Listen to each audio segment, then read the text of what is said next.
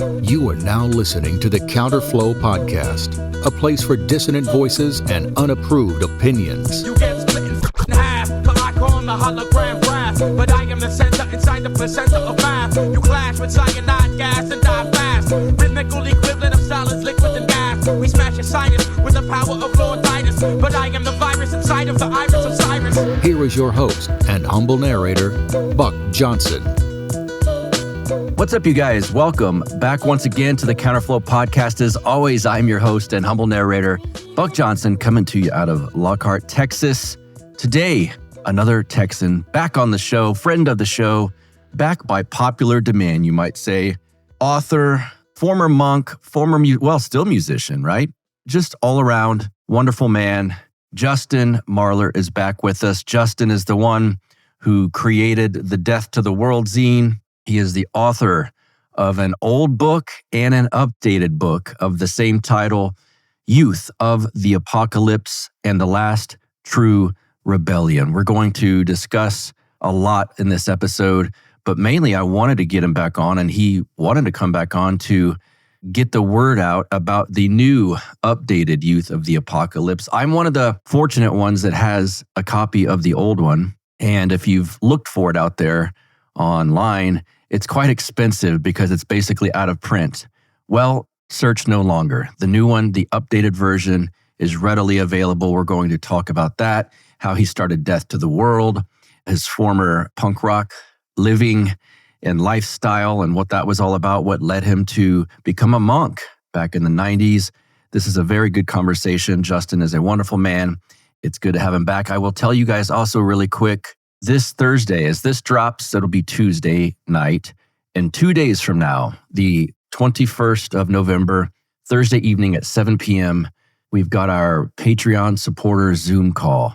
And it is with none other than Stormy Waters, who you will see an ad for during this episode, the ad for Jason MIRONCHUCK's three-part series, so far three-part series with Stormy Waters, which is, as I say in the ad, and I am not being hyperbolic, some of the most incredible podcast episodes I've ever heard.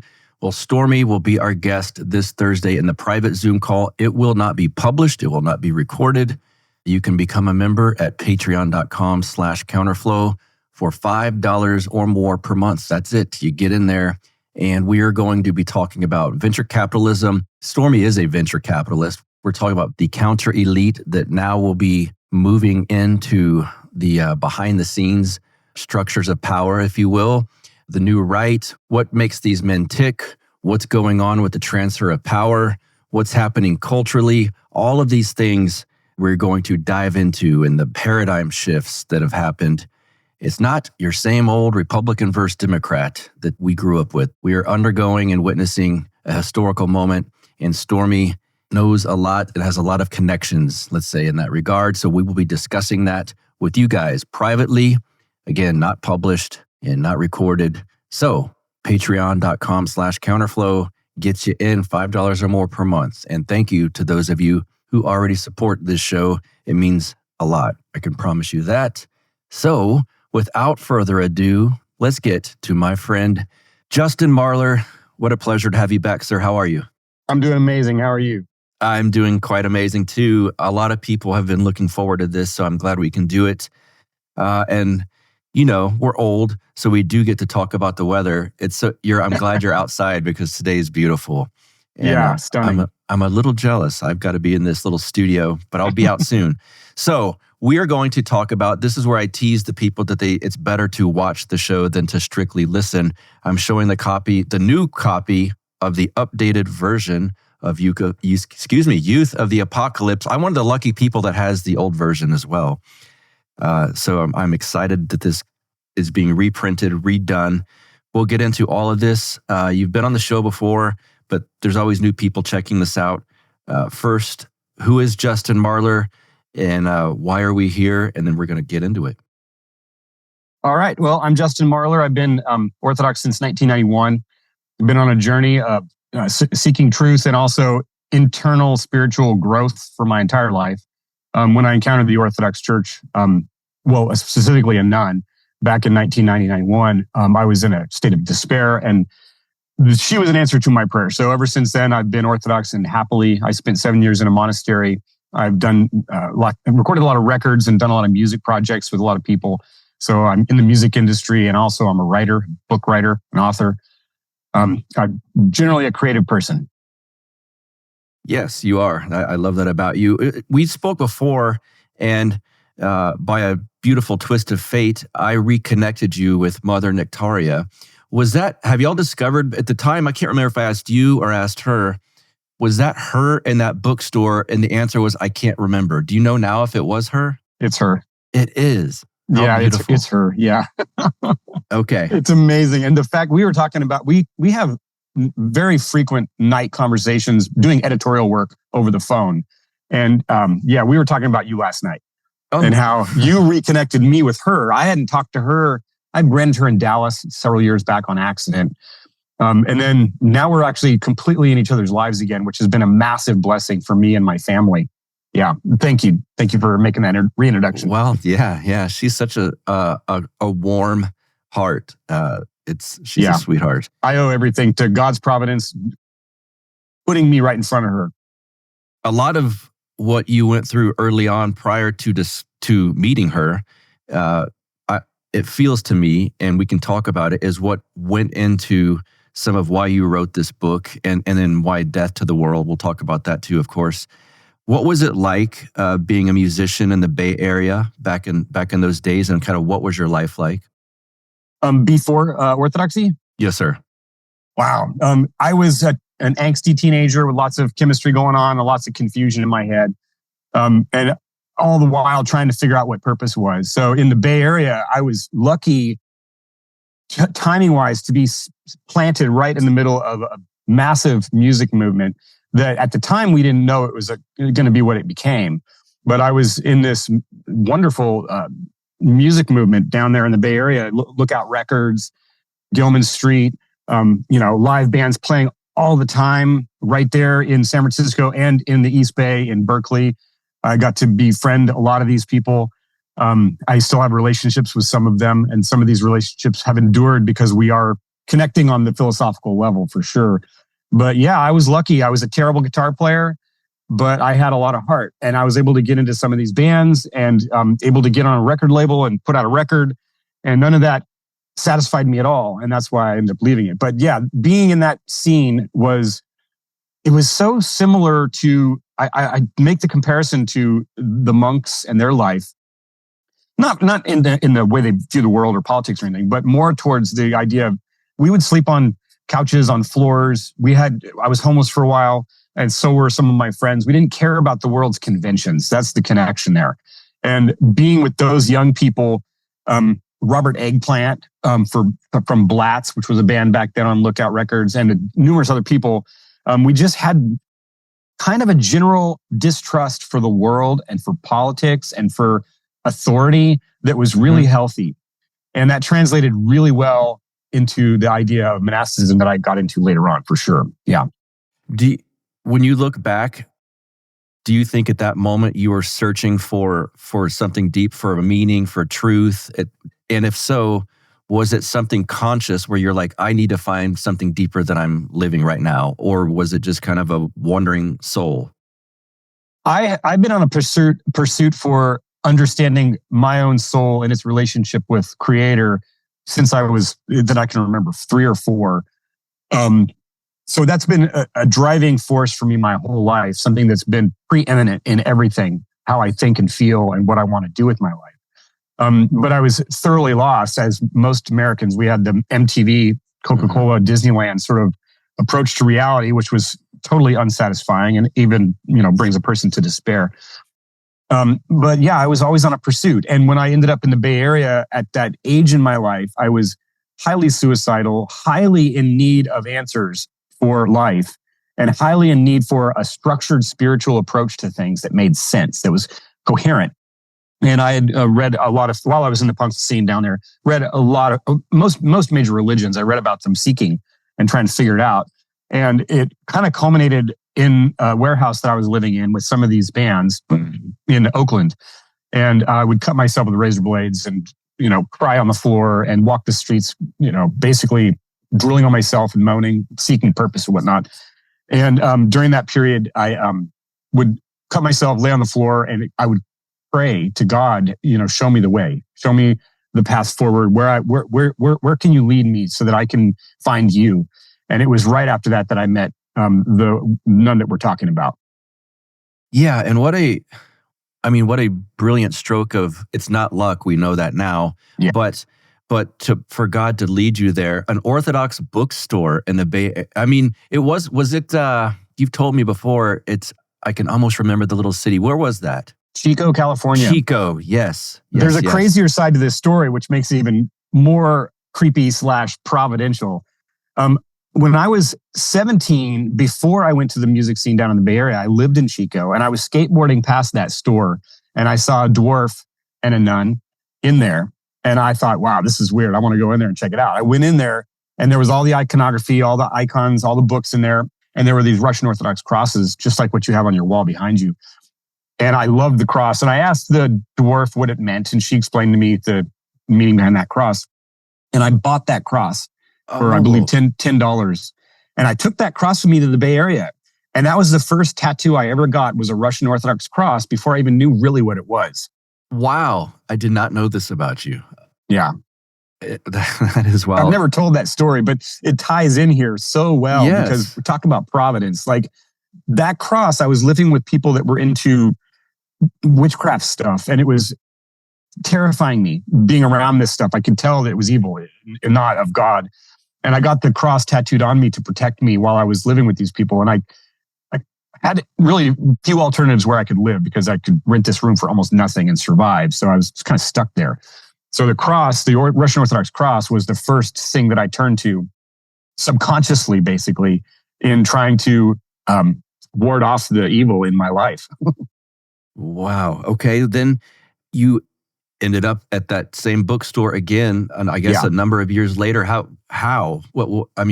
Why did you find yourself walking down the street in Chico and you saw the bookstore? How did this come about?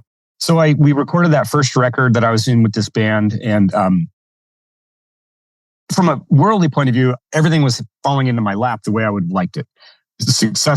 Potential successful future in music, records coming out, tours possible, all this stuff was happening, but I was utterly miserable. And even during recording that first record, I was in a profound state of misery that I have never experienced since then. So I basically just left the Bay Area, and I got on a plane and went to Jerusalem. And I was in search for Christ, basically. I mean, that's really what I was doing. I went there with nothing. I had a rucksack, like a small backpack, and a small rolled up Mexican blanket. And I just slept in bushes, walked around, didn't know that there were any historical sites there. I just assumed that they would all have been erased by then historically. So I missed everything. I missed the Holy Sepulchre. I missed Bethlehem. I missed everything. But what I did get is, in the Sea of Galilee, I was in Tiberias, there was this small archaeological hut out there. And it said something about Mary Magdalene and Christ. I forget exactly what it was, but I was standing in this old hut that had this plaque on it. And I was like, that was as close as I got to the historical archaeological stuff there. But in that journey, after that, I came back and I was thoroughly ready to do something. I was going to become Amish. I was going to do whatever. And that's when I walked back into that bookstore. Goodness. Okay. I don't want my audience to say, well, he's blown away at everything, but I've talked to you several times about some of this, and this is new to me. So this is great. And there's Mother Nectaria in the bookstore. Did you start reading the books, buying books, talking to her? Did the lives of the saints start speaking to you? Where were you at that point then? If I remember correctly, she gave me God's Revelation to the Human Heart by Father Seraphim Rose. That's the book that got me into this whole thing. There it is. That book is very simple. It's not intimidating because it's not huge. And it's puts things in a simpler way, I would say. Mm-hmm. So I read that, devoured that in a minute, started reading the Bible like I had never done before. I'd always kind of dove in when I was having a hard time and would open it to something, and it would always kind of speak to me. But I started really reading the Bible, and also, yes, the lives of the saints. And also, this is the first time I read a book from cover to cover. I went through the entire education system, barely graduated. and never read a book from cover to cover. And the first real book that I read was God's Revelation of the Human Heart, and then Brothers Karamazov by Dostoevsky, which was... Wow. That's a little more, that's more intimidating. Exactly. But I was ready. I was like, I'm going to just do this thing. And I did. And I was really glad that I did. That opened me up to the entire library that I have now, which is the entire post-Nicene, ante-Nicene fathers, and everything you can get in the English language, pretty much, up into the 90s. Yeah. Friend of this show, friend of mine, Jason MIRONCHUCK, formerly of the 2-Bit Podcast, now of MIRONCHUCK Now, has put together a series of the most important, most impactful, insightful podcasts I've ever heard. I'm not being hyperbolic. I actually wrote him that after I heard them. And now they've produced them in almost a cinematic manner. It's beautifully done. And his guest is Stormy Waters. And the stuff they talk about, it will reset and realign the framework with which you view the world and politics. Let's put it this way. What if in 2019 you knew exactly what was about to happen in 2020? What if the global lockdowns that started in 2020 were more about saving European legacy banks than, let's say, grandma? What if the American empire isn't run by America, then who's in charge? Why do Western political leaders of all affiliations just keep printing money and importing immigrants nonstop, despite the concerns of both experts and civilians alike? What would happen if one day you woke up and everyone's pension plan was gone? How do you know what you think is true is actually true when you don't even know where your thoughts come from? Check out Jason MIRONCHUCK's series with Stormy Waters, Tales of the Shadow Empire, chapters 1, 2, and 3. And like I said, it's these cinematic versions that are done beautifully with audio and video clips, and it's really beautifully done. Go to mironchucknow.gumroad.com and you can purchase the entire series. He's not paying me to do this ad. I genuinely was so moved by this series of podcasts that I said, I want my audience to hear this, so I'm going to do an ad for you. So again, go to mironchucknow.gumroad.com. I will link to that in the show notes page for this episode. Tales of the Shadow Empire, chapters 1, 2, and 3. Beautifully done, very impactful. Go check it out. Yeah, because back then in the early 90s, we're spoiled now. You can go online and click, boom, and you get books and books and books. Yeah. There wasn't a lot of books in English about anything Orthodox at that point. Well, here's another really cool connection. We had there was that Orthodox bookstore in Chico that I met the nuns in, that I bought the cross in. And then right around the corner was a used bookstore, secular, just normal.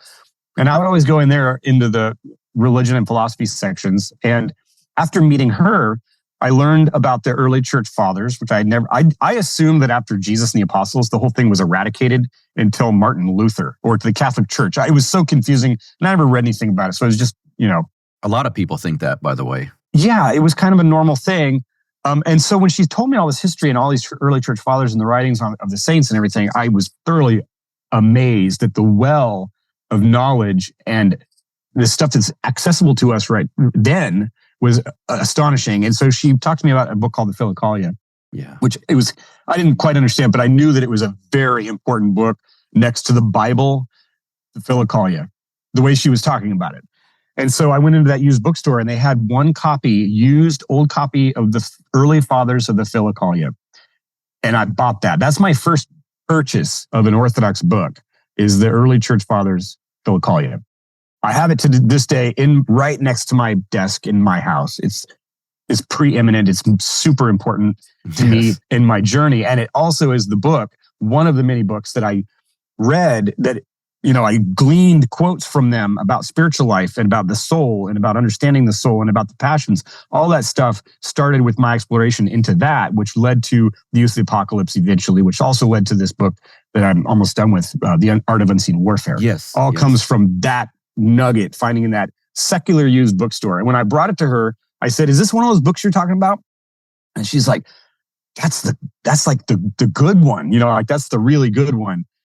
And finding a Faber and Faber old book out of print in Chico is kind of unusual, prospect. Right.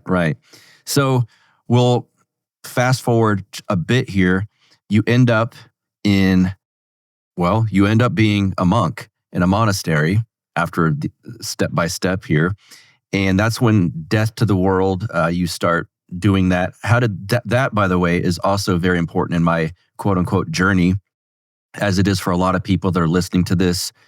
Obviously, most people understand Death to the World is being reprinted now in new versions, and Father John Valadez is resurrecting it, if you will. How did the Death to the World idea come about, and where were you at that point? Sure. There's, I think, some written pieces out there about this story. There's a very deep dive into this coming out into the next edition of the Road to Emmaus magazine. Excellent. It's going to be 100 pages of interview with my godmother about all of this beginnings. But basically, it started off, the head monk knew that I had this music background, and there weren't really many young people there. There was one other young monk that was there, and the monks were concerned about the younger generation, the secular young people. The head monk read a thing about youth suicide and how it's on the rise and so on. And he was very concerned. And so he came to me and said, what can we do to reach out to these young people? And I kind of told him what I knew from the punk scene was, hey, they go to concerts, they go to record stores, they pass around zines as a way of sharing information and ideas. And he's like, can you do that? And I was like, sure. I mean, we're going to need a Kinko's. Kinko's was the copy place back then. Now it was purchased by, I think, FedEx. We're going to need a little bit of money. We're going to need some paper. Going to need some Kinko's. I'm going to need to have a bunch of your books. And I need to take all this stuff to town. And so he and another monk, older monk, Father Damascene, went down into Chico to the Kinko's, which is still a FedEx to this day. I actually went there and took a picture of it because that's where Death to the World was founded, basically. Okay. So yeah, we went down there, and he was just kind of along for the ride, the other monk, because he didn't really understand this, zines or anything. So we started Xeroxing, started writing our articles, just, splashes of kind of content that was related to the plight of young people, and also trying to connect the dots to purpose, which is in the Death of the World arena is Orthodoxy, obviously, or Christian spiritual life. It kind of started off that way. And then we started printing them, handing them out at record shops, taking them to concerts and handing them out. And then we started amassing a mailing list of quote unquote subscribers. And people were writing from prisons from all over the US. Eventually this caught wind with Dr. Dobson with Focus on the Family. Yeah. Washington, I think it was Washington Post, wrote an article. Any readers said something. There's a bunch of articles that kind of came out, and they liked this concept of punks to monks. That was their, sort of little soundbite. But that's kind of how it started. And then Youth of the Apocalypse came from that same sort of a spirit, if you will, no pun intended. Is that correct? Absolutely. So I did the first 12 issues, and there were other folks that contributed and helped out and helped. There was a nun that helped out with a lot of the mailing stuff while I was gone and traveling. And at a certain point, I was given the commission to go to the monastery in Alaska, which is a deserted, remote island where there's no running water, no electricity or anything. And that sounds like a curse, but it was actually a massive blessing. So when I was up there, they were asking me about articles for Death to the World and how do we continue if you're up there in the middle of nowhere. And I decided to write an article about, I think it was nihilism. And the article grew into bigger than our article. And then it became this manifesto, this book that wanted to just capture all these issues with modern times. And first part, our birth, then our death, and then our resurrection, 3 parts. And I just it just grew. And it was all written on a ream of paper, different types of paper that I had access to by hand in candlelight in this cabin on Spruce Island in Alaska. And by the time I was done, I was like, wow, it's a big thing, So I called the monastery when I was in town and told them, hey, I finished, it's not really an article, but I finished this big thing. It's kind of like a book. Would you want to do a book? And they said, absolutely. Send it in. Let's read it. And it was a disaster. Total disaster. Grammatically and spelling wise. I mean, it was a complete disaster because I'm not a very educated person. So, Father Gerasim and some of the nuns had to plow through the writing. And they really struggled with keeping the feeling behind it. Because there was a lot of, when I was writing this in the woods, all the thoughts about my experience of modern life from childhood through the punk scene and up till then was percolating and moving inside of me. And I'm like, all this stuff is in there. I want to get it on paper because I think these people will identify or connect with it. And it's heavy emotion stylistic. And so Father Gerassim was really helpful in that, hey, we started editing it like a normal book. And then we decided that's not a good idea. It sucks all the feeling out of it. And so we're going to just leave a lot of the bad writing in there because it's really good bad writing. And then it became the book that we put out, and they sold out pretty quickly, I think. And then they haven't printed it since, I think, 98, maybe, something like that, 96. I don't know. Well, it's almost like that's punk rock in a way. It's like a major label getting the first Rancid record or something going, we need to clean this. You know what? Let's not clean it up. Let's leave it as it is. You're losing sort of the oomph to it, if you will. Is that Father Gerassim as in now Bishop Gerassim? Yeah. Beautiful. Yeah. We've been through a lot of adventures together. I love him very much. He's a very great man. Yes. I can say that publicly. He probably won't see this, but he's a very, very good man. We're lucky to have a living saint in our midst, to be honest. I had reached out to him and exchanged emails back and forth, and he said, I don't want to do something online with you. I want to meet you in person. Yeah. I'll go to Lockhart.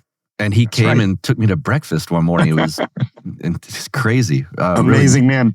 Yes. I want to say one thing quickly, though, about the punk rock feeling of this coming out. I have to say, my two heroes in do-it-yourself, DIY, are Ian MacKaye and Father Seraphim Rose. There you go. Ian MacKaye, music, do-it-yourself, don't totally circumvent the system. Father Seraphim Rose, hand-setting type in the woods with these massive archaic presses printing. I have the first Northern Thebaid hand-printed by him. The entire hardbound book. Wow. Every page was set as a plate. Like, I just wanted to bring that up because do-it-yourself is a punky thing that I've had. My wife and I print our t-shirts in our kitchen. Like, yes. Do-it-yourself is what I've always been about. And those are my two heroes for it, for sure. Yeah. And for those listening going, who? You better not be saying that about Father Seraphim Rose, but if you're saying it about Ian MacKaye, he was a singer from a band called Minor Threat and then later Fugazi. And he was also big in my life as well. And real quick, just to add this in because I know the story, he came up to see you while you were a monk, didn't he? He did, yeah. I was lucky to have several days with him. And since then, we've had an ongoing friendship, fondness for each other, which is great. But yeah, he actually taught me some really valuable things. I just reached out to him because I forgot one of my lines that I wrote in this book, the Unseen Warfare book. It quotes him out of step with the world. And that, as a teenager, made a lot of sense to me. Me too. And that's what monks do. They're totally out of step with the world. Yeah. And to this day, that philosophy, that simple little line has always been there. But yeah, I was lucky to have, I think it was 7 days out in the woods with him on that remote island, right there where we wrote this book. And had some amazing conversations about things. I don't want to go into it because I don't want to put personal stuff out there with him. Sure. But it was life transforming. One lesson he did give me, which was really interesting, his ability to self-reflect. We were talking about music and bands and so on. And obviously we started together bad-mouthing some bands that were in punk rock. And then the following morning he woke up and he's like, I have to correct myself. I don't like talking negative about people. I don't know those people, the specific people that we were talking about. And I just retract that. And the level of ethics in him to think about that and in the morning to say that impacted my young self. Like I was like, dang, I want to be like that. Mm-hmm. I want to have that self-examination like that with all aspects of my life. Everything I say and do, Mm-hmm. Or at least try. You start out this book talking about who the youth of the apocalypse are. I want to ask you about that, who they are, because this relates, I think, on many levels to many of us. And did it change from version 1 to the updated version? Oh, yeah, it changed a lot. Well, now I have children, and that I got to see this generation of the youth of the apocalypse through a different light. And it's a very, very different light. Obviously, this first edition was written in 94, basically. way before internet and all these newer technologies have happened to us in media and so on. Sin in many ways has evolved very rapidly. And so, yes, we were grappling with sin and self-destructive things and things a part of our culture that were dark and oppressive and not in line with producing a healthy soul. But man, when I got out of the monastery in 2000, having been away for 7 years, you could see just in that one glimpse, like I went in, I was totally not exposed to the world. And then I traveled, but I didn't get exposed to it. And then when I came out, I saw it and it changed dramatically and it was frightening to me. It was really scary. So I'd been putting off rewriting this book for a long time because I didn't know how to wrap my head around how to update it because the world did change so much. And there's a lot of the language in the old edition that modern young people wouldn't understand or wouldn't relate to. So through the eyes of my kids, I got to see the world and what it has become since then. And it has become something that is terrifying in a certain sense. And the reason why I say that is in the 90s, there was even with Nirvana and all these bands down there was an angst about life and there was a searching for meaning and there was a rejection of the status quo. This new generation predominantly is sucked into acedia and apathy. That's the scary thing, how this has evolved. Not only has sin become totally normalized in all components, but it's numbed people to a degree that I wouldn't have predicted back then. And that's the part that I had to kind of insert into here. I had to rewrite sections, but I also had to insert stuff. And the screens are really killing people inside. And I'm certain this is related to the increase in suicidal ideation, suicide, depression, anxiety, all these things. They're all tied to the screens and also the messaging, which is a new form of nihilism. Nihilism before was like an angry rejection of truth. And now it's like, I don't even care about truth. I don't care to philosophically think about life. I'm not saying all young people have that, but I'm saying it is very common. It is a very common worldview that most of these young people have. And I see them through my kids, but I also see them through my kids' friends when they come over. I develop little relationships with them here and there, and then they come and go and whatever. But we have these talks. And yes, sin has become completely normalized, but so has this apathy. I almost wish there was more atheism and nihilism because there's a hunger, like Father Seraphim Rose said, for truth. Here, they're not so interested in it. They'd rather sit on their phone and watch content, scroll through stuff and binge watch stuff and not think. And also the consumerism and the comfort. I think there's 3 gods of the apocalypse right now. Okay. And that would be science. And that's a very complex, controversial statement. Science is one of those gods. Comfort is one of those gods, which is satiety. And these screens, I mean, media, these forms, the book was a lot safer. Even back in the olden times, they would be translating these books and transcribing them. Though I was told once that it says, get your mind out of the gutter. It doesn't mean the gutter of a street. It actually comes from the gutter of these books. When they would be translating these books, talking about sexual things, they'd have little drawings in the corners. Wow. Okay. Yeah. I don't know if that's true. I never verified that, but some monk somewhere told me that. And I was like, that makes a lot of sense. So we had books, and that it was a labor to get a book and to read a book and to ponder a book and then to reread a book. And then it would form your worldview. Now you sit around and you're completely neutral and you're passive, and your worldview is being formed by all of this trash. It's just a massive trash receptacle that we're putting into ourselves.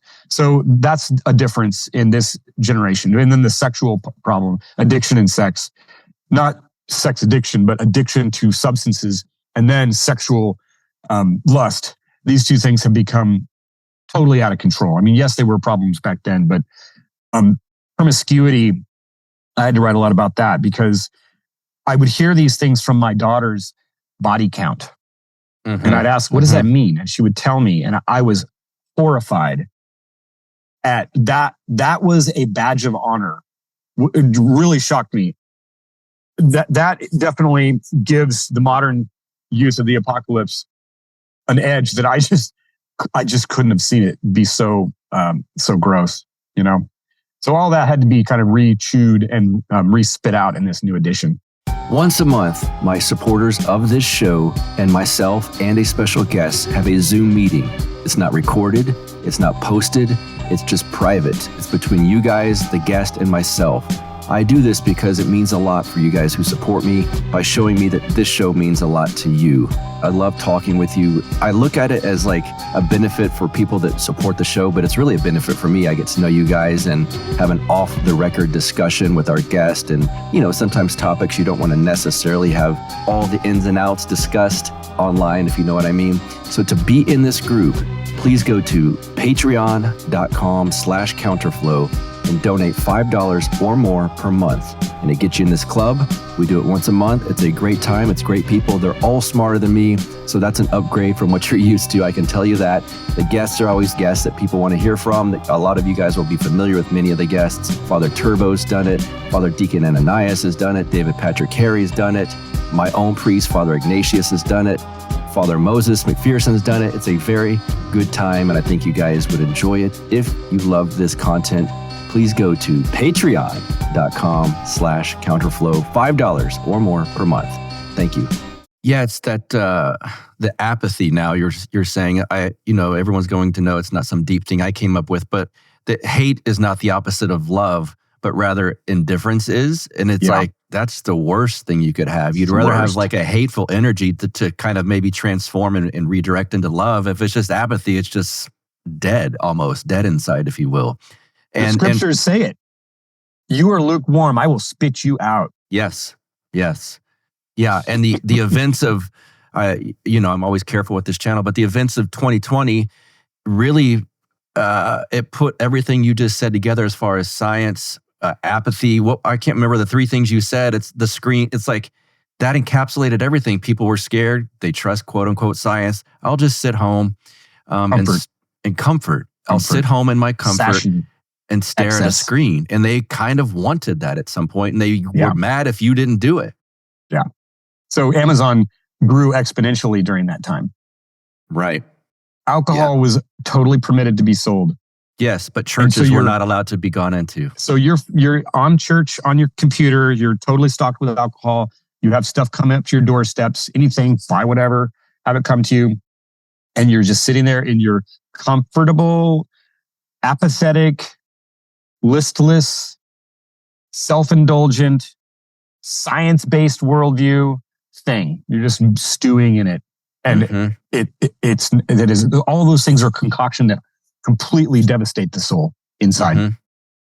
You bring up Friedrich Nietzsche in both versions of this book. Has his impact had, let's say, lasting effect even to this generation now, do you think? Well, I think that this generation intuits or lives a lot of what he was trying to say, but not from a philosophical, like reading about it point of view. But I think that he definitely, in that sense, was a prophet in predicting that the modern times would be what it is in various ways. But I'm not an expert on Nietzsche at all. I definitely did the Cliff Notes on him, and I read enough where I was like, okay, I don't need to go any further. But let's swerve back to the early church fathers. Yes. There's also. I've discovered, I sound like a boomer, but I didn't know much about this until recently. There's like a soft occultism that's very accepted and trendy. Like you mentioned, when you're living back in the warehouse, it was like the real thing that people were into. And they're trying like, I want to find like the deepest, darkest thing. I'm in search of something. What is this soft occultism that's so, you see witchy stuff with young kids, like it's trendy, it's accepted. But the sad thing is that's, soft occultism is occultism either way. Yeah. Well, that's one of the things that, again, was shocking. I mean, obviously, being from the 90s and 80s and 70s, we had Alice Cooper. We had not Marilyn Manson. We had Ozzy Osbourne. We had Halloween. We had all these things. We had the Nightmare on Elm Street movies. All this stuff was already out there. It's not like it's new. But yeah, what happened in the last 20 years is it not only has been normalized, like witchcraft, evil, darkness, and death, not the good death, not the memento mori death, but just death has been glorified. Violence, all these things have been normalized, and also they've kind of took an iconic place in people's thinking and in their aesthetic. So yeah, it's everywhere. It's literally everywhere. I had to go, I'd go shopping and I go to the supermarket, and then they had these seasonal things out. And I mean, it's like they had Ouija board graphics on a cup, it's so crazy normalized that a little kid in this little rich neighborhood over here has a little Ouija board cup because it's funny and it's cute and it's dark and whatever. And you have these pentagrams on everything. I mean, and it dovetails. It happens simultaneously with the decrease in people's religious inquiry.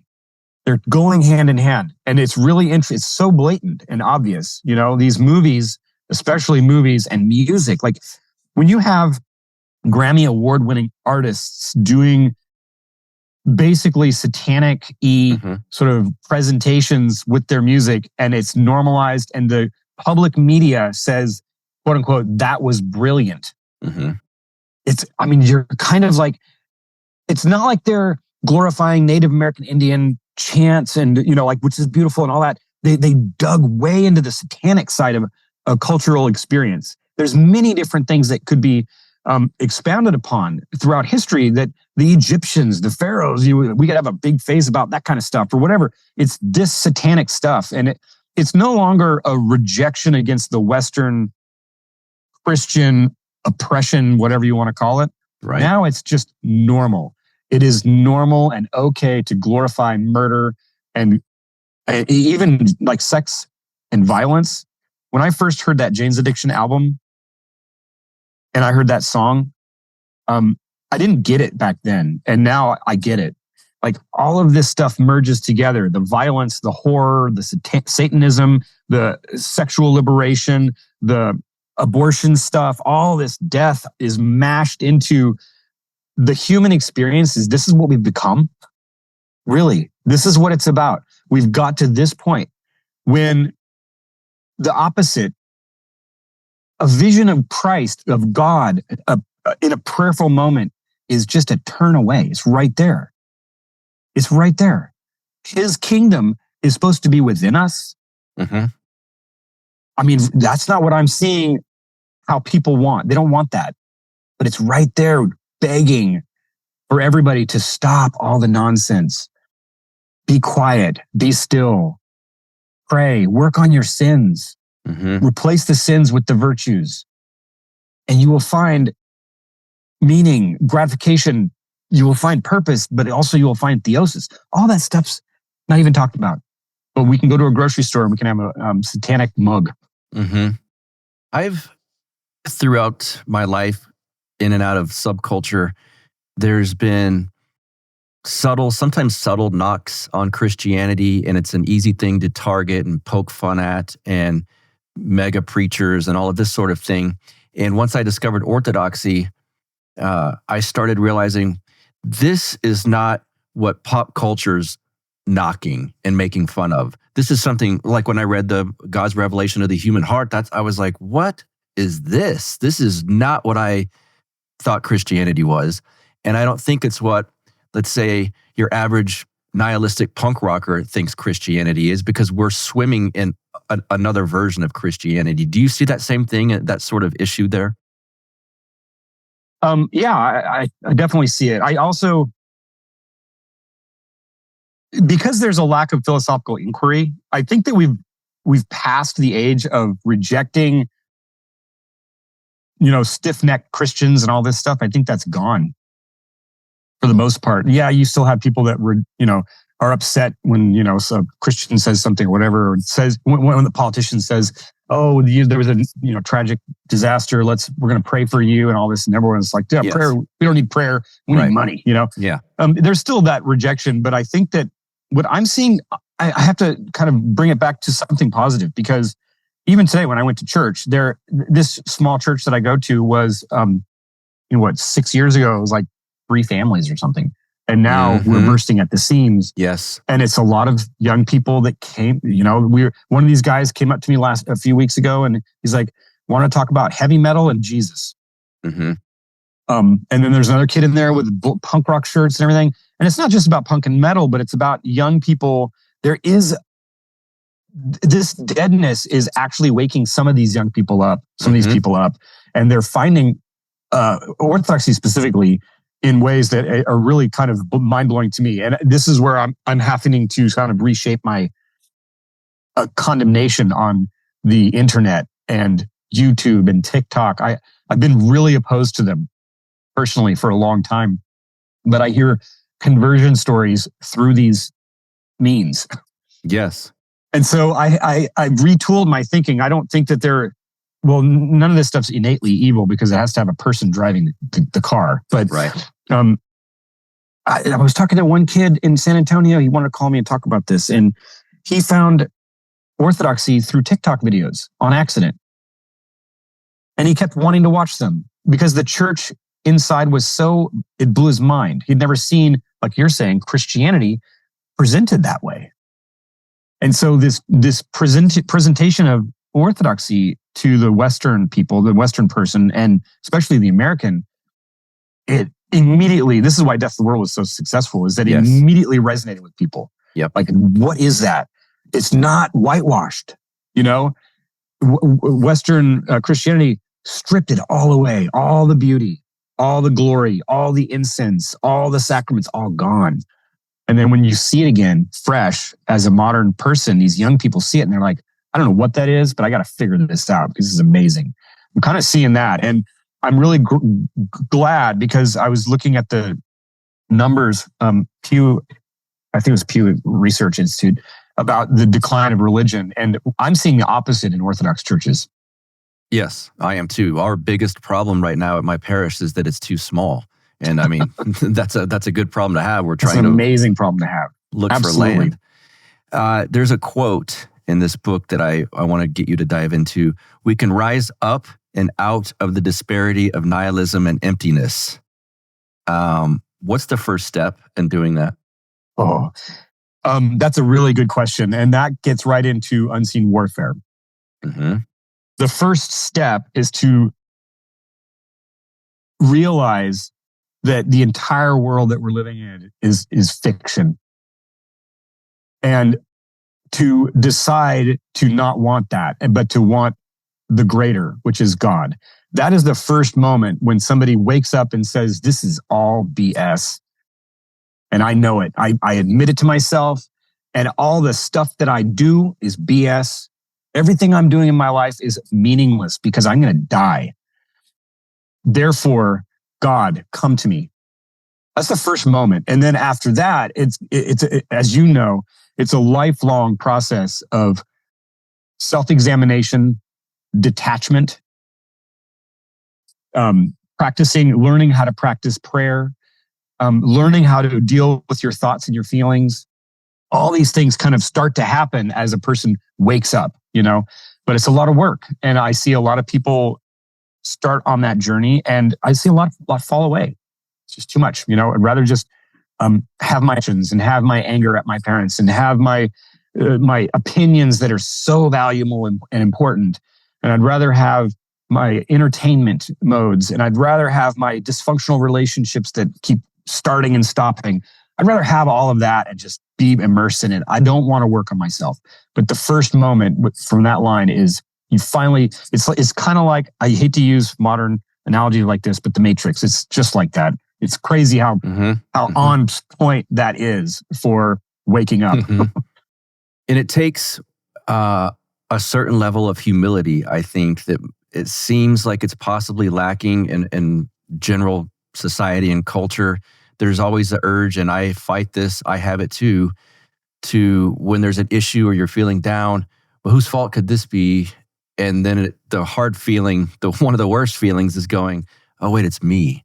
I used to joke when I was younger, like it's one of the worst moments is when something bad happens and you look around and realize that there's no one else to blame. Yeah. And you obviously found that level of humility. It was in a dark area, but is that something you see as like the first step also, discovering your own humility or trying to tap into it?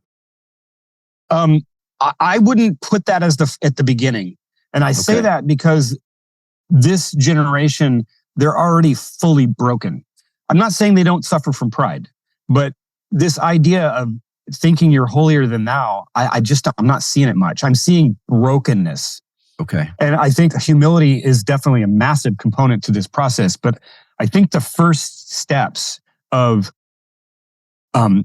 seeing that the world is false and seeing that God is the way, and then dealing with your sins, the humility is going to have to be faced, or the pride is going to have to be faced with the antidote of humility, no matter what. But these simple, the little things, we obsess over thoughts about people. We obsess of thoughts about ourselves and our past and how we, who we are becoming or have become. We hate ourselves, and I think that's more of a problem right now with people than extreme pride. I think that really, if we can start with the basics of trying to do through self-examination, see what in my life am I doing to screw myself up all the time and to hurt the people around me? What am I doing? And that is a step of humility to do that. You have to humbly reflect. So it's kind of built into it a little bit, but that first step is hard for people because we're so ingrained in how we think and feel about everything. And we think we are totally justified in our drinking. I am totally justified in being angry at these people or that person. And I think that the humility, in self-reflection is a good starting point for sure. Yeah. I have another quote that some of the quotes in here I've got them highlighted. I love it. For a world that loves self-satisfaction, Christ's message is a most difficult one. Explain that one. Well, we all are raised in a way where, honestly, literally, we're raised to find comfort, to seek comfort at all cost. And that would be evening the cost of those around us. So satisfaction and self-gratification is built into the human passions, basically. We have the 9 passions, and self-gratification is predominantly part of all of them. Avarice, gluttony, lust, despair and despondency, a different thing a little bit, but self-gratification and self-satisfaction are the opposite of the cross. And that's what makes Christianity so unpalatable for some people, is that I just don't want to give up my things, my stuffs, my habits, my whatever. And it's funny because it's a self-destroying proposition. You cling to these because you can't see yourself in a different way. I can't see myself sober. I can't see myself having control with my lustful inclinations. I just don't see myself like that. We kind of build up what we think ourselves as being, and Christianity wants to totally tear that down. Christ wants to tear that down and wants to build it new. And it's frustrating for me and for pastors and other folks that are on this journey when you see people come close to that threshold and they say, nope, and they dip out. Yes. Because you can't stress enough that if you can make these little steps, even if they're small steps, there's a reward. And it's not about just the reward, but there is a reward. Like for instance, if the person that has kids and he's drinking too much and it's causing him to have a rift in his marriage or with his kids, and he can somehow get that under control, all of a sudden his kids and his wife, they're responding to life differently because of this tiny change that person can make. The grandiose statement that everyone always says is, acquire a spirit of peace and 1,000 around you will be saved. And that's great. Yes. It's true. Yes. But if we can acquire a spirit of tiny steps in self-change towards Christ, we slowly, incrementally changing everything around us. And the people that are around us, no longer, our wife doesn't want to divorce you because they're seeing something happen, in a person that's kind of inspiring. But and then at the end of this road, all this self-work leads to profound interior peace. I was watching an interview with a very famous person recently, and he talked about giving up his will and aligning his will with God's will. We have this teaching in Orthodoxy all over the place, but there's a liberation in that. And he was talking about how once he did that, he lost anxiety, just was gone, And that's what I experienced when I went into the monastery, is all my depression and anxiety evaporated in a few months. And after a year, it was gone, because the church and it as a hospital, it has the antidotes for all these things. Yes. But it does require tearing ourselves down so that God can build us back up. And it's an amazing process. It's painful. It's ugly. And then it's truly beautiful, and it's full of light at the end of this thing. Something people have either hear this show or I know them in real life and ask me questions about coming into the church. And let me ask you if you think this is appropriate. There's an inclination for some people to want to jump quick, like, I got to do this, I got to do that. And then like the big steps to become Orthodox. And I keep telling them it's not a race where you have to run and jump and win it right now. And I equate it in a secular manner to, you're not going to get up off the couch and go enter a CrossFit competition without doing the work first. But because I don't want them to go, this is too hard, this is too much. Just like you're saying, like little steps here and there. What are your thoughts on that process of entering the church? Well, I think that what you're saying is wisdom. With everything, it takes patience. Everything requires patience, and it requires a steady perseverance. If you want to achieve anything in life, anything, and that especially applies here. I have a lot of people that reach out to me, and they're excited. They've found Orthodoxy or Christianity, and they want to become a nun or a monk or whatever. And this is Catholics that come out and reach out to me too, that want to become monastic. And I always tell them, and this is in alignment with what you're saying, I always tell them, if you can be a normal Christian in the world for a year or two, then you can start looking at that vocation. Just be a practicing layman first, if you can do that. And there's people that just disappear. I never hear from them again. Yeah. And then there are other folks that are like, come back to me after a year and say, you were totally right. And now they're married and have a family and they're super happy. But that zeal at the beginning is fun and it's great and it's okay. Right. And God utilizes that. And that's fine. But it does need to be tempered, is what you're talking about. It needs to be met with patience, because patience is what proves it over time. Otherwise, it's all fiction and fantasy, I want to ask you about Christ-like love. It's another thing that you can see really throughout parts of this book, but it's something that hit me differently when I entered the church at some point, because you see in pop culture, love is love.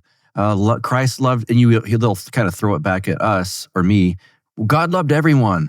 And is there a difference between, and I know there is, and I know you know there is, can you articulate the difference between, let's say, Christ-like love, and I believe it was Father Turbo might have called it uninformed love, that allows people to, you're enabling a drug user. Well, I just love them, I'll let them do their thing. The difference between pop culture love is love and Christ-like love? Yeah, that's a really, really good question. I like to look at the Greek forms of love, because they've better articulated this a long time ago. Yes. Our forms of love are a Beatles song. The Greeks they actually had categories for love. And I think this is really helpful to understand where love fits in with us and with Christ. There's filial love, which is love for your brother. That's totally different than eros, which is passionate love that you might have with a spouse. And then that's different with respect to agape, which is that higher sacrificial love, where the husband is taking care of the wife in her last days, and she's defecating all over the place, and he's wiping it up, because he knows that's love. The Christ love is more towards the agape love, which is, there's lots of books about that, I think, out there. But when people talk about love and they use it big, generic, sweeping comments, I never even pay attention to it. I don't care about it. It's so in the realm of fiction Like, I love the universe. Yes. Okay, but right now you're yelling at somebody and honking your horn because you're upset they're not turning right now.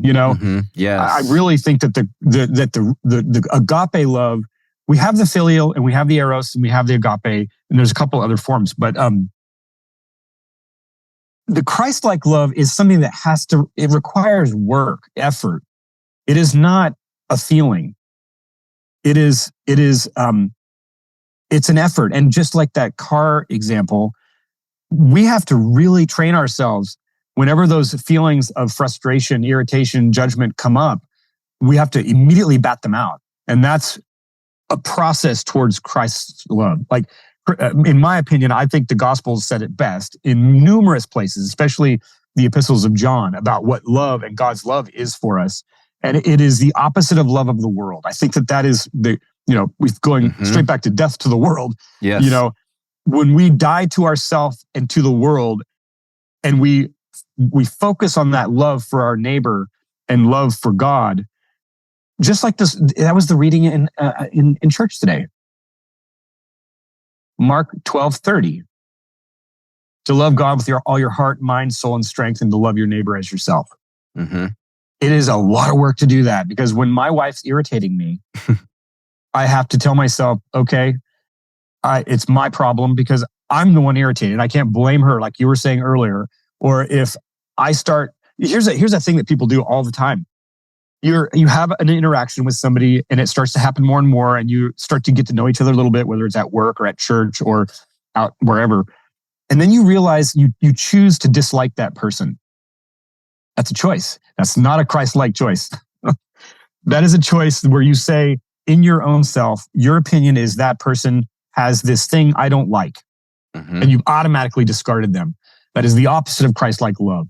And that's seen in today's gospel too. The Samaritan, the story of the Good Samaritan. My priest gave a great sermon on that today. One of the things that he didn't say that I'd like to say here is that the Samaritan people were at odds with the Jewish people. And so when Jesus told that story, he was ruffling feathers because he was saying, the tribe you don't like, that person loved better.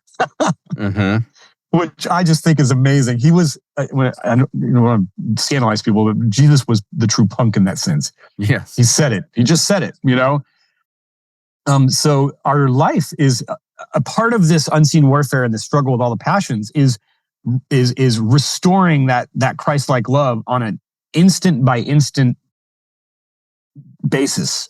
And it's happening every time you receive a phone call, every time you sit down and start thinking, every time you interact with somebody at a supermarket. I mean, it's all the time.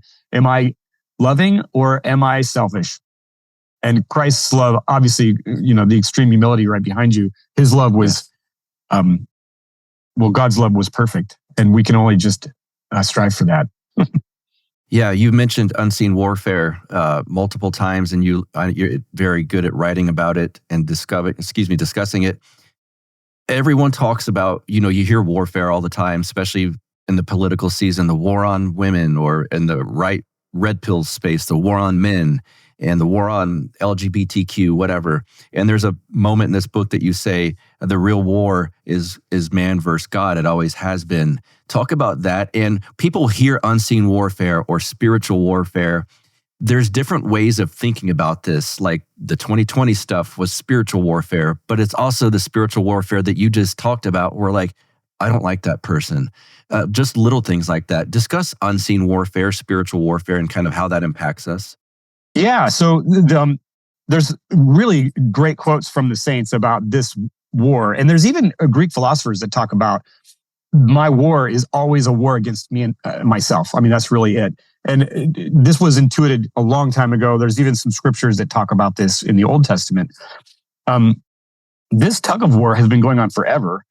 And in the spiritual realm, when people talk in generalities, just like love, I don't put much emphasis on it, because the spiritual war in the political realm, that is, who can parse that out? I mean, honestly, no one has a clue. And you'd have to be a really fine-tuned spiritual person to be able to talk intelligently about that.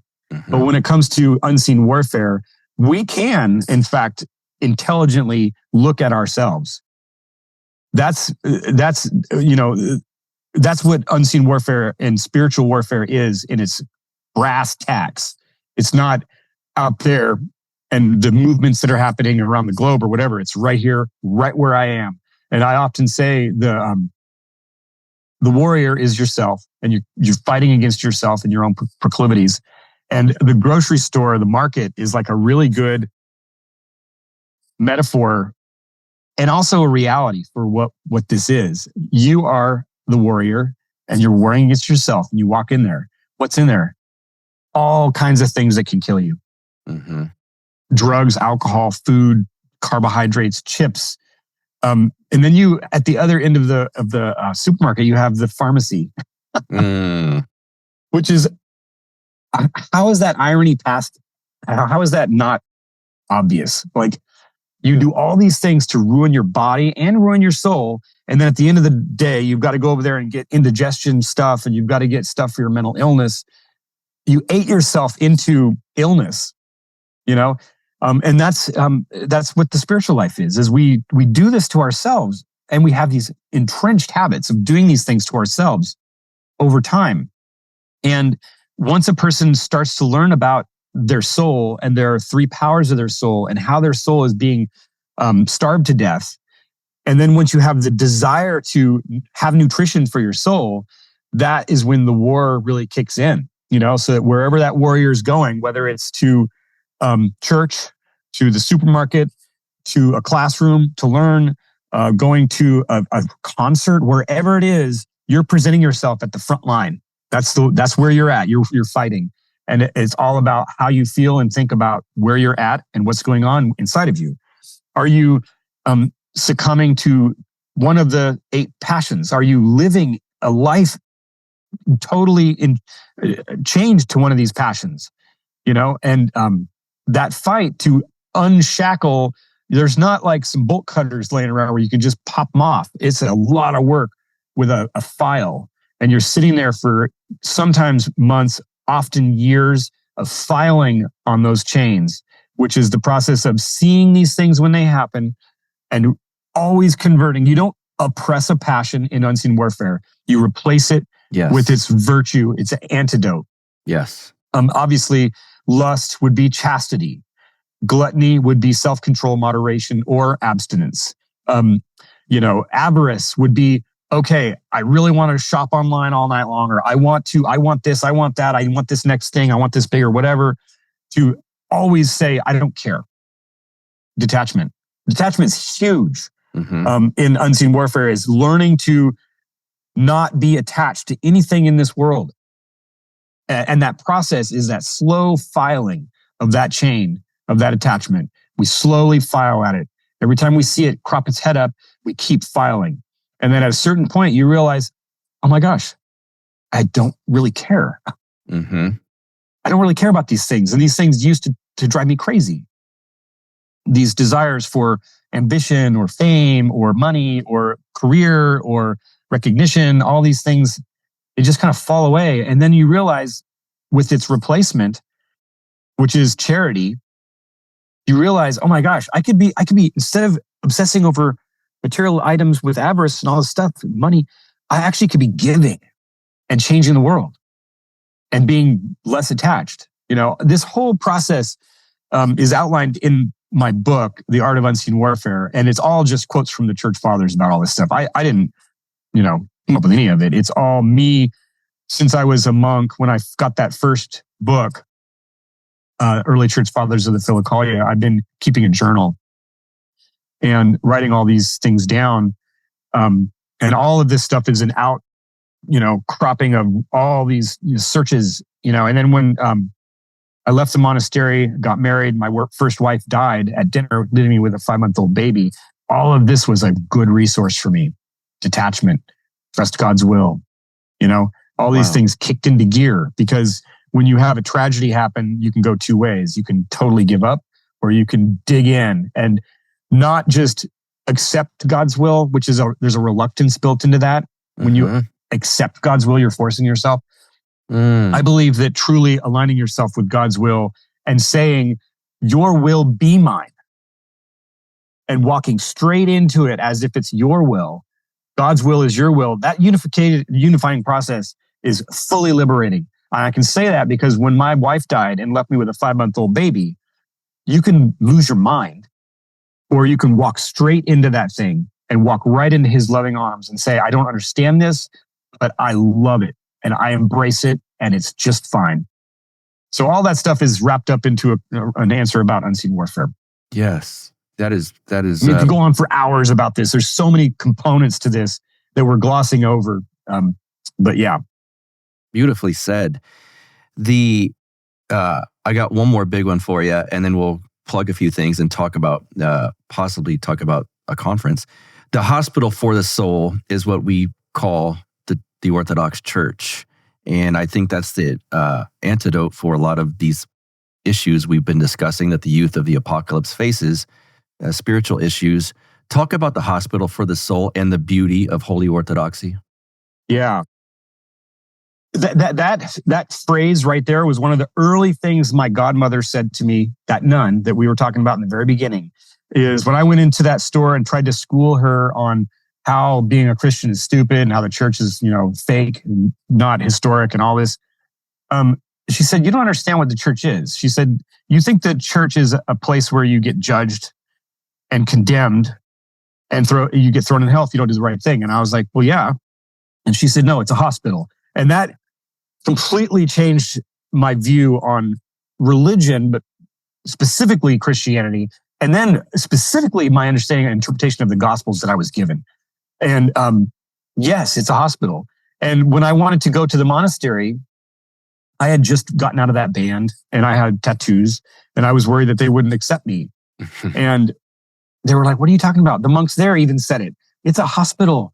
If you want to be in this hospital, we'll give you everything you need to get spiritually better, And I was like, man, this is a really amazing approach, because if you dial it back to Adam and Eve, the beginning, it's all about sickness in the human condition, And the church, we believe that the revelation of God to man about himself has evolved over time.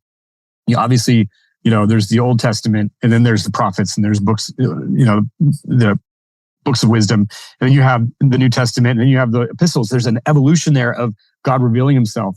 Christ didn't come out and start talking like Gregory Palamas, because they wouldn't have understood it.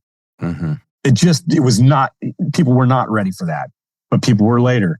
And so in this revelation, we're also given the church, which, there's the building, there's an institution, but even better, there's this massive, glorious, eternal thing that is some people call it the church militant, the church triumphant.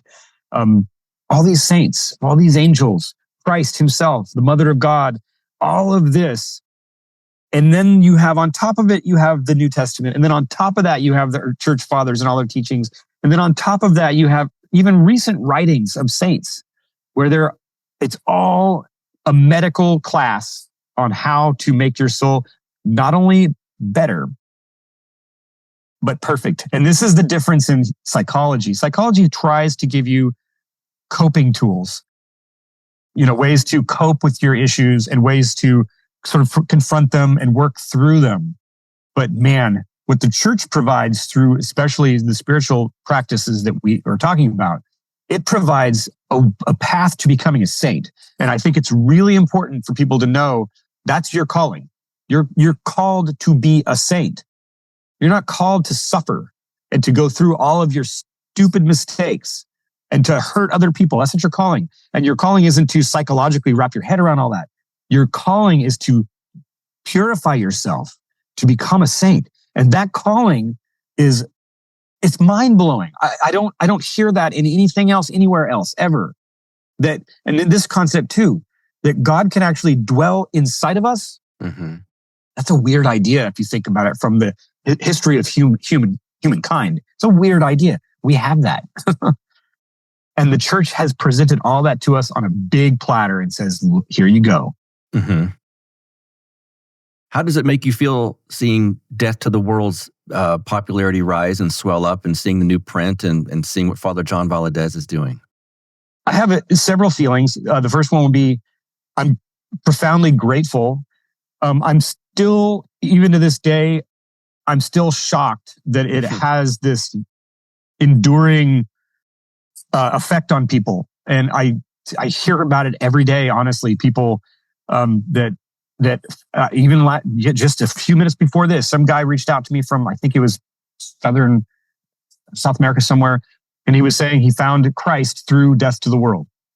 That's a very compact statement there, and there's a lot to unpack there, I'm sure, for him. But I'm amazed that God has used that small effort over time for so long for modern people, and for modern people to have a vehicle to inspire them and to inspire them on their path to Christ. I think it's amazing. And Father John Valdez is doing a fantastic job. I just got the new copies, and I almost burst into tears when I opened it up, and there's a giant fold-out poster of Father Nicodeme, which was on the first cover issue. Yes. But he got a really high-resolution photocopy of that photo somewhere. And he's on a poster with Death to the World, The Last True Rebellion, and it says something for 40 years on the top. Or 30 years, whatever it is.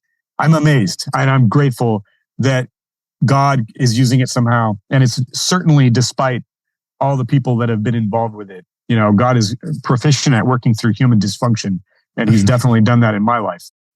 Yeah, same. Thank goodness. Thank God. Excuse me. Can we talk? You could just, if it's no, just straight up cut me off. But can we talk about the possibility of the Youth of the Apocalypse? Hardcore reference. Youth of the Apocalypse conference you and I have discussed. Do you want to talk about that yet, or save that? I think we're going to hold off. I'm trying to discern if that's a good idea or not. Basically, okay. Yeah. Okay, we'll see. Maybe in May in Texas. Okay, cool. Yeah. See, that's that little seed's gonna get it rolling. People, what? Let's plug some things for you. I want you to plug your website, where we can get this book, all of the things that you want people to understand and know about getting this book and getting your content. Yeah, go to bigwhitestar.com. That's the website that my wife and I run or have started to get these materials out there. We decided not to go through another publisher because we can just deal with it ourselves. We can do it yourself, thanks to the inspiration of Ian MacKaye and Father Seraphim. Bigwhitestar.com. We also have unseenwarfare.net that has a lot of the large chunks of the book on there. So you can start, seeing how I'm presenting this information and start, maybe applying it in some way. And then if people want to reach out to me directly, I don't do Facebook and Instagram a whole lot. I post things just to kind of keep things going. But if you reach out to me in Messenger on Facebook, I make a very concerted effort to reply to everybody with questions and whatever. Excellent. Cool. We will link to all of these things in the show notes page. Any last words for us, Justin? Absolutely. I would say, just like I say to my daughters, decrease in attachment to this world, increase in attachment to God, practice the virtues relentlessly, root out sin in your life, pray as much as you possibly can all day, every day, whenever you can, revert to prayer, and in all things, trust in God's faith, hope, and love. Amen. Justin Marler, thank you, sir. Amen. All right. Subscribe to the YouTube channel. Most of you, if you watched this premiere live, you probably already were. I hope you've hit the like button to get us out there in the algorithm and that sort of thing. As for this show, patreon.com/counterflow. I can advertise it one more time. counterflowpodcast.com. Leave us a review if you'd like to on the iTunes page. That always helps as well. We've got the Telegram group going strong. All of these good things. It's been a great week, and I'm happy you guys were here. And let's see, I guess until next week, you guys have a good one. Hopefully, I'll see a lot of you this Thursday, the 21st of November, in our private Zoom call with Stormy Waters. It's going to be a good one. Until then, have a good one. You get split in half, but I call the hologram brass. But I am the center inside the placenta of math. You clash with cyanide gas and die fast. Rhythmical equivalent of solids, liquid, and gas. We smash your sinus with the power of Lord Titus. But I am the virus inside of the iris of Cyrus. Like the sound of the Counterflow podcast? Our audio production is provided by Podsworth Media. Check them out at podsworth.com.